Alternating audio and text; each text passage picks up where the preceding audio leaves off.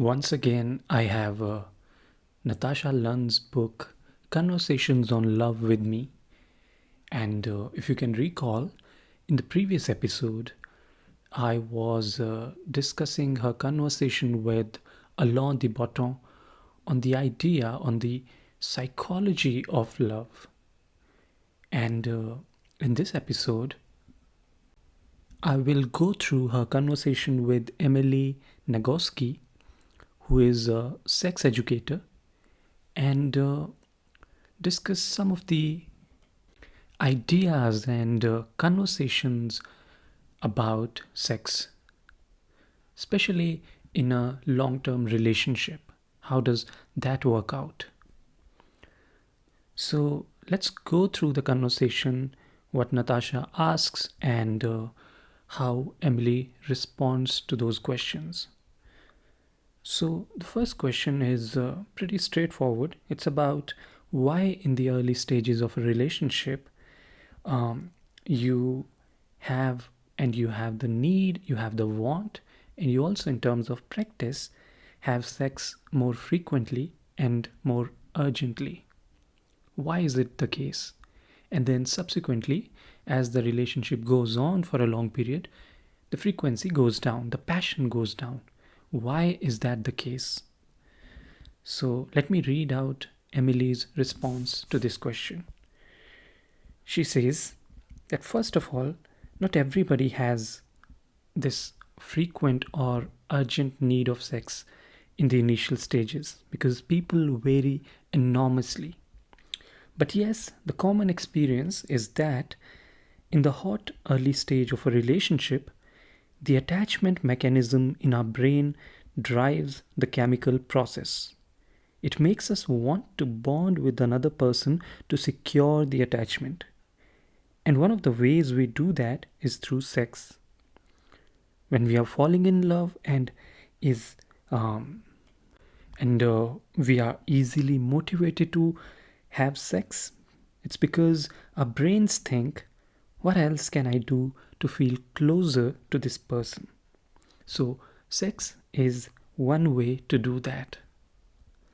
That's her answer, and it's an interesting one because the idea here is that initially you are a bit unsure, you're a bit insecure, you want to get closer to the other person, and you try everything, you put all your efforts. And that's really the romantic idea of love as we discussed in the previous episode. So that's why the brain sends the signal that you have to go for it, you have to try extra hard. And that's where the motivation comes from. And over a period of time, when you feel secure, when you feel more comfortable, this drive naturally goes down, which is not such a bad thing if you think about it. Because a lot of times we think that if this drive goes down, something has gone wrong, something is probably not right. But with this explanation of neuroscience, what brain does to our bodies, it feels really good. It's natural. It will go down, it should go down, and that's okay. That's how you'll find a stable relationship. So that's exactly the next question that Natasha asks, that is that why, as an attachment to a partner becomes more secure, some people don't want sex as frequently. And let me read out Emily's answer now. She says, yes, and that's the ironic thing. When a connection is secure, your brain does not need to reinforce the attachment. But even when you are in a secure long term relationship, if the attachment is threatened, that drive to connect can return. For example, once a year, my sister's husband used to go to Europe for 10 days with his choir. My sister would stay at home feeling an emotion she would call homesick. And when he returned, she would feel motivated to have sex because the attachment had been tested. She missed him and sex repaired the attachment threat. Even though they've been together for 20 years, the temporary distance created a stronger desire. The same thing happens in unstable relationships. If you're always worried about your partner is going to leave, you may feel sexually motivated in that unstable connection because your body is trying to use sex as a way to stabilize the relationship. That is at the core of why desire is bullshit. I would love people to stop putting desire at the center of their definition of sexual well being. Because all it means is that you are motivated to engage in sex regardless of what the motivation is. And often, what motivation may be slightly twisted or not good for you. So that answer is really insightful, and a couple of interesting points I noted from this. One is that in unstable relationships, she says, there's going to be a lot of sexual activity because people are feeling a bit insecure, so they are using that element to bring that element of attachment or closeness into it. That's an interesting one because our instinctive feeling is quite the opposite, that if there is sexual passion, it must be a really healthy and a stable relationship. That, she says, might not be the case. And the second thing is something that where we get the clue to make things spicy or interesting in long-term stable relationships is that when you feel that sense of distance, sense of concern in a stable relationship, then the same passion or desire that comes back. Then you feel once again motivated to be intimate with your partner. So that can be a good way to bring back intimacy, to have that certain element of distance, some kind of trouble here and there. Sometimes fights are also useful, I guess. So that's a nice window to find the answer to the trouble in a, if you're not having a lot of intimacy in a stable relationship, that can be one way to go about it. Then another brilliant question is about the idea of spontaneous desire. Because a lot of times in sexual relationships, we feel that it has to be spontaneous. We cannot really plan it. It has to be instinctive, spontaneous. It has to be just coming on its own. And that's our fascination with it. So that's the question, that why do we really fixate on spontaneous desire as a measure of a good sexual relationship? Why is that? And the answer, Emily says, she says that I've wondered this a lot and I don't have any science-based answer. And I think it's partly to do with desire being an optimal state for capitalism.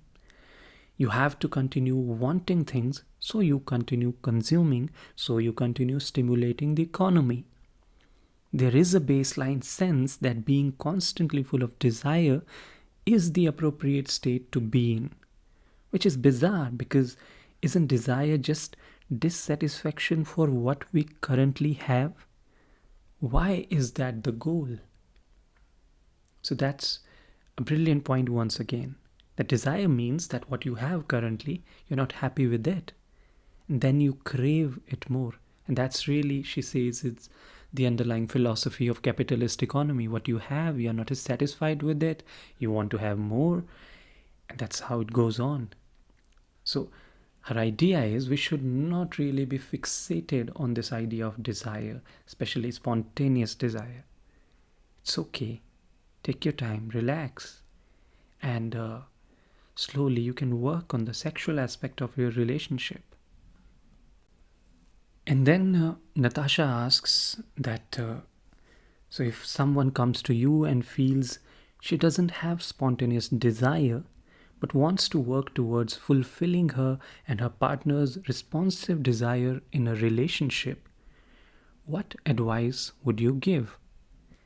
And to this, Emily responds with, she says, a big part of the process is understanding that responsive desire is normal. It's not a symptom of anything. One of the reasons people may resist letting go of the myth that spontaneous desire is necessary is because we all like to feel wanted. It can be disappointing for people to accept that what actually happens is you put sex on your calendar. You wear your favorite underwear, you get childcare if you can, you carry up last of the laundry, you get into bed, you wait for your partner to show up, and then they show up. You let your skin touch your partner's skin, your body goes, oh, right, I like this. I really like this person. That's normal.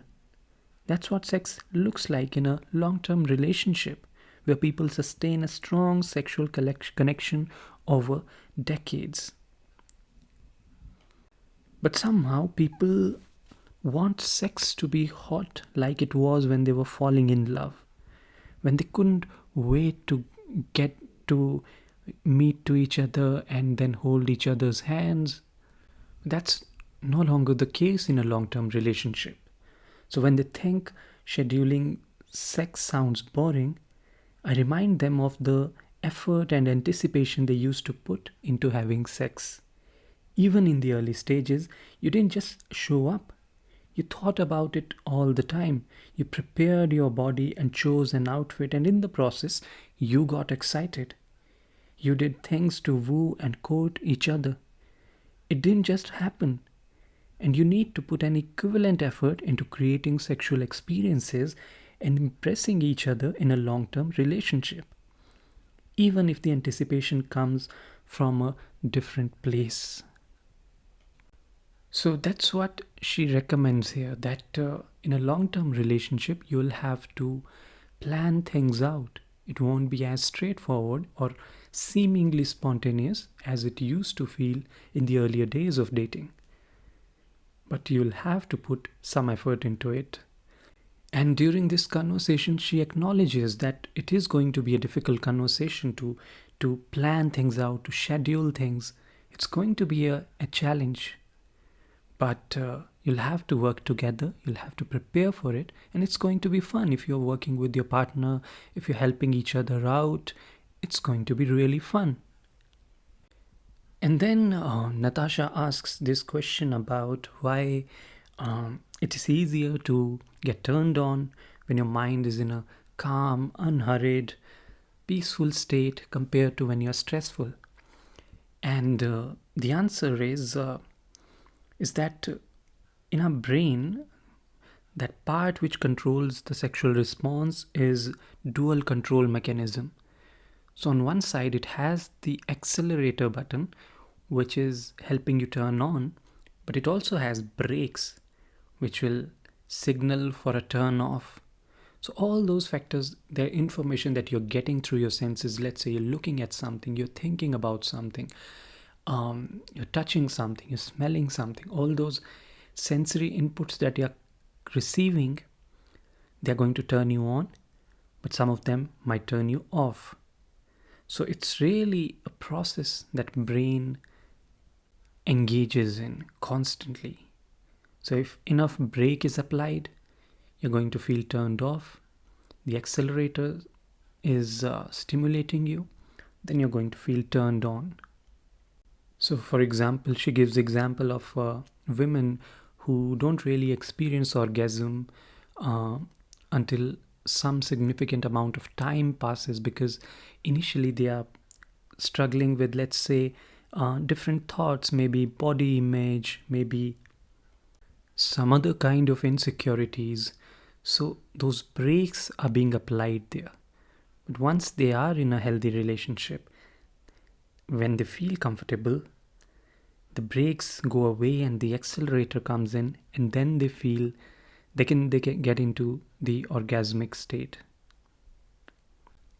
And that's really the conversation all about, the neuroscience of it.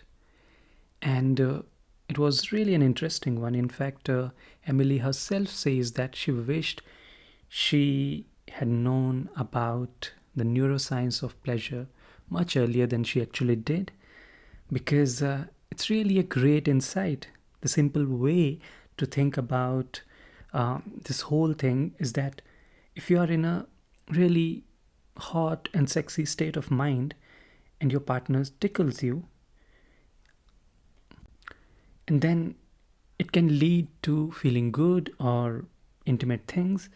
But let's say you're not in that sexy state of mind, then you might get pissed off. So that's whatever is going on, it's really happening in your mind.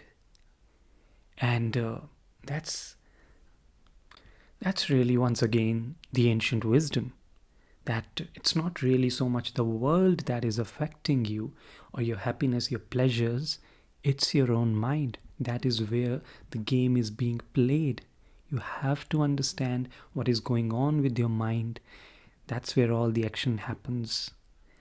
And I hope you would learn plenty of other things from this book, and will continue the conversation, these conversations on love, in the next episode also, where we'll talk about some other aspects of love with the help of this book, of course. Thank you so much for listening, and I hope you'll keep following and keep listening in the next episodes as well. Thank you.